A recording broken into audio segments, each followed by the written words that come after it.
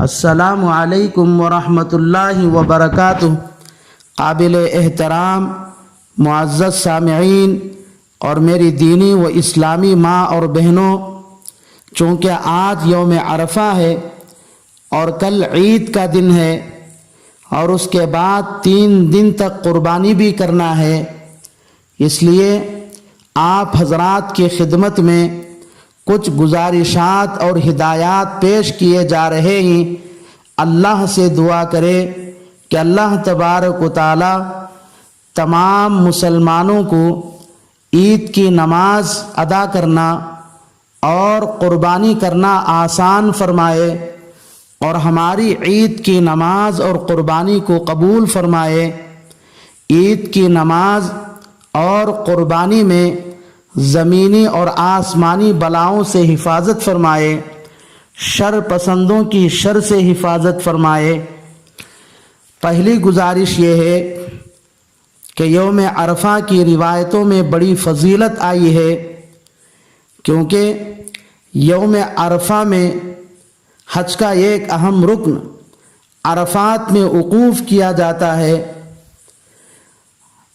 چنانچہ ترمذی اور ابن ماجہ میں روایت ہے، رسول اللہ صلی اللہ علیہ وسلم نے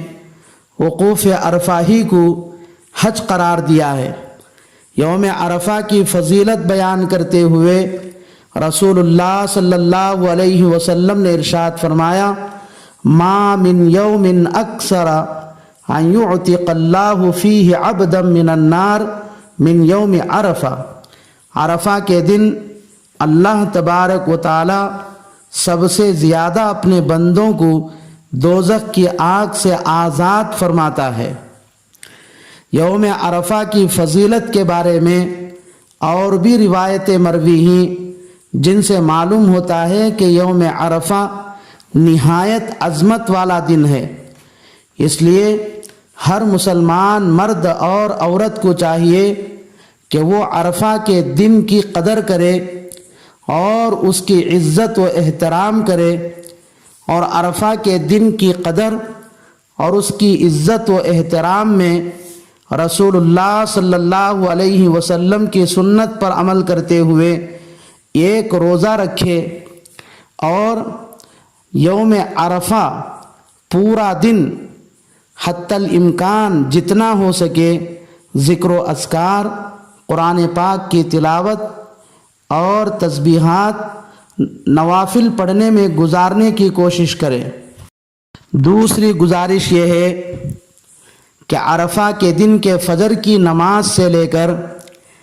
13 ذی الحجہ کی عصر کی نماز تک ہر فرض نماز کے بعد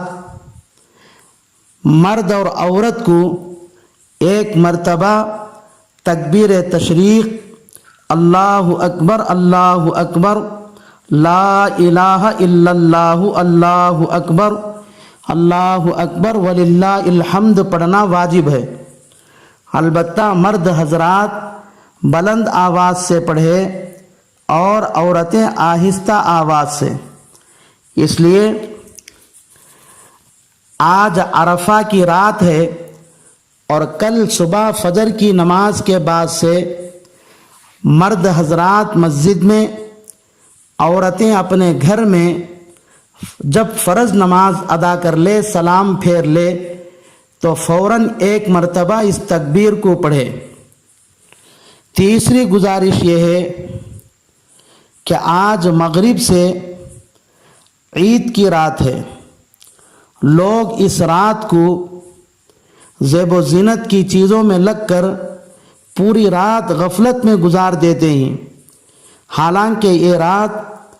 زیب و زینت میں لگنے کی نہیں ہے، بلکہ یہ رات عبادت کرنے کے لیے اللہ کی طرف سے ایک زرین موقع ہے۔ رسول اللہ صلی اللہ علیہ وسلم نے ارشاد فرمایا، جس کا مفہوم اور خلاصہ یہ ہے کہ جو لوگ عید کی رات کو غنیمت جان کر عبادت میں گزار دیتے ہیں تو اللہ تبارک و تعالیٰ ان لوگوں کے دل اس دن زندہ رکھتا ہے جس دن دوسرے لوگوں کے دل مر چکے ہوتے ہیں، یعنی قیامت کے دن قیامت کی ہولناکیاں دیکھ کر لوگوں کے ہوش اڑ جائیں گے، کیونکہ قیامت کے دن ہر انسان پر یہ خوف اور ڈر طاری ہوگا، یہاں تک کہ حاملہ عورت اپنا حمل گرا دے گی اور دودھ پلانے والی عورت اپنے دودھ پیتے بچے کو بھول جائے گی۔ لیکن عید کی رات کو عبادت کرنے والے حضرات، اللہ تبارک و تعالی ان کے دلوں پر وہ خوف اور ڈر طاری نہیں کرے گا، بلکہ ان کے دل بالکل مطمئن ہوں گے۔ عید کی رات کو زیب و زینت اور میک اپ کی چیزیں خرید کر اپنے چہرے مہرے کو خوبصورت بنا لیں گے تو آپ کو دیکھ کر مخلوق خوش ہوگی، وہ بھی ہر ایک خوش نہیں ہوگا،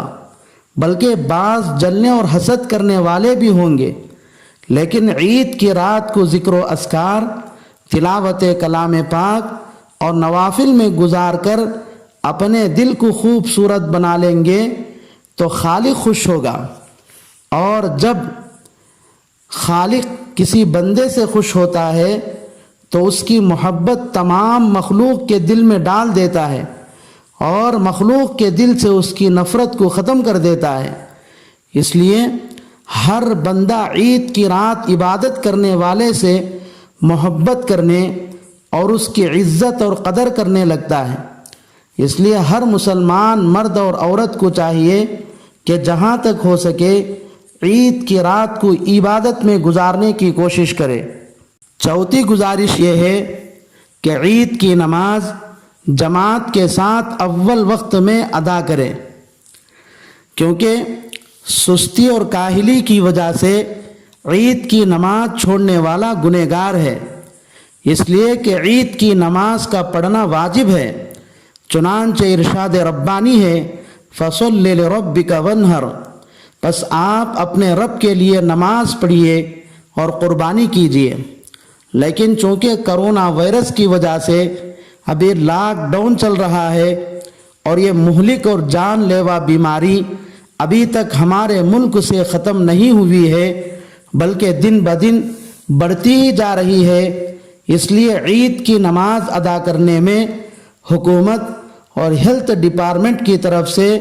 جو ہدایات دی گئی ہیں ان کی مکمل پابندی کرتے ہوئے عید کی نماز عیدگاہ کے بجائے مسجدوں ہی میں ادا کر لیں۔ 60 سال سے زائد عمر والے بزرگ اور بوڑھے حضرات،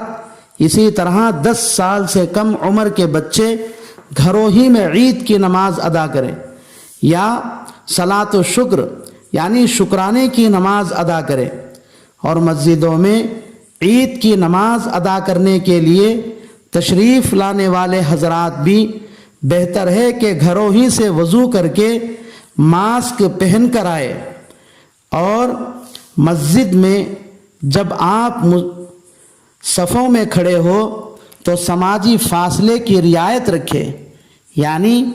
ہر 2 نمازیوں کے درمیان 2 قدم کی دوری ہو۔ نماز خطبہ وغیرہ کے بعد صرف ایک دوسرے کو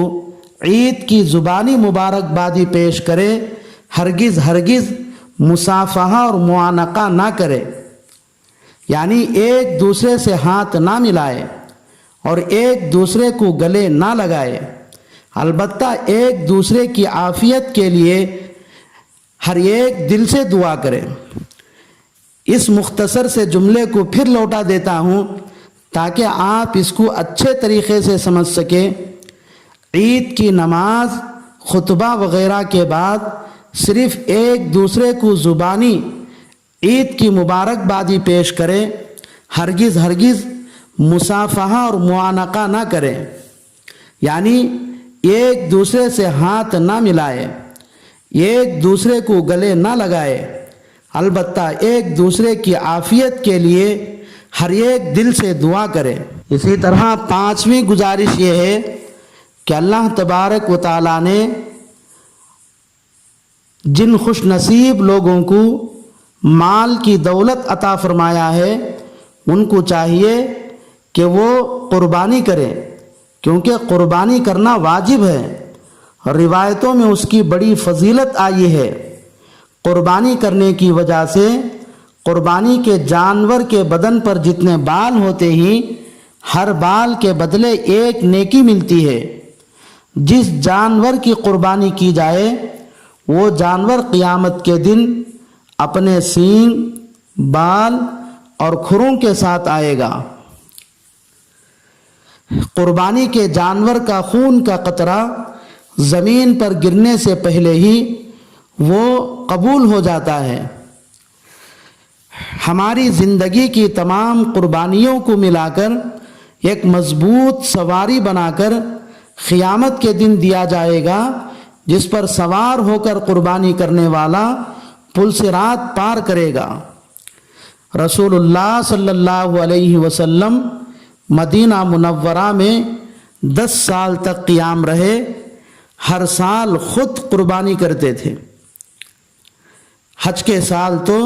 100 اونٹوں کی قربانی کی ہے۔ ان کے علاوہ بھی قربانی کرنے کے بہت سے فضائل بیان کیے گئے ہیں، اس لیے ہر مالدار کو چاہیے کہ وہ ضرور قربانی کرے، کیونکہ قربانی کے دنوں میں قربانی کرنے سے بڑھ کر اللہ کو کوئی عمل پسند نہیں ہے۔ لیکن قربانی کرنے میں پاکی صفائی کا خیال رکھے۔ جو حضرات چھوٹے جانوروں کی قربانی کر رہے ہیں وہ حکومت اور ہیلتھ ڈپارٹمنٹ کی طرف سے جو ہدایات دیے گئے ہیں ان کی مکمل پابندی کرے، اپنے گھر میں اس جانور کو ذبح کرے۔ جیسے ہی قربانی کا جانور ذبح ہو کر ٹکڑے ہو جائے، اپنے گھر کو خون، آلودگی وغیرہ سے بالکل پاک اور صاف کر دے، تاکہ قربانی کے جانور کے خون وغیرہ کی بدبو ہمارے اڑوس پڑوس کے لوگوں کو پریشان نہ کرے۔ جہاں تک ہو سکے لاک ڈاؤن کا زمانہ چل رہا ہے، لوگوں کی آمدنیاں کم ہو چکی ہیں، لوگ بڑے پریشان ہیں، اس لیے اپنے قربانی کے گوشت کو اپنے ان غریب بھائیوں تک بھی پہنچانے کی کوشش کرے۔ اللہ سے دعا ہے کہ اللہ تبارک و تعالی تمام مسلمانوں کو عید کے تمام اعمال ادا کرنے کی توفیق عطا فرمائے، اور خصوصاً عید کی نماز اور قربانی کرنا اللہ تبارک و تعالی آسان فرمائے، اور تمام کی قربانیوں کو اللہ تبارک و تعالی اپنے فضل و کرم سے قبول فرمائے۔ آمین۔ وآخر دعوانا ان الحمد للہ رب العالمین۔